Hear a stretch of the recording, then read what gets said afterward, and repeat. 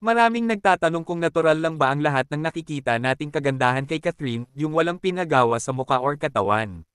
Sabay-sabay natin alamin dahil sinagot niya ito at ipinasa publiko, maya-maya lamang ay ipapakita namin sa inyo ang video clips na kung saan ay si Catherine mismo ang naglinaw para sa kanyang fans, ngunit bago ang lahat mag-subscribe ka muna para lagi kang updated sa mga trending issue. Marami nga ang curious sa mukha ni Kath, dahil karamihan daw sa mga artista ay may panggastos magpaganda dahil ito daw ang puhunan nila sa showbiz, yung mga artistang kinukumpara sa before and after na mga larawan nila, glow up ba? Kaya naman hindi nakaligtas ang isang Catherine Bernardo, napakaganda raw kasi ng mukha ni Kath, hindi nakakasawa at maamo ito, hindi naman natin maikakaila na kahit nung bata pa lamang siya ay talagang maganda na ang actress, ngunit mas nag-glow up talaga siya ngayon, kaya naman para matigil na ang mga katanungan na nagbabagabag sa inyong isipan, ay narito at panoorin ang kasagutan ni Catherine Bernardo. Hindi ako nagpapa-injection, promise, pa kahit depressed pa.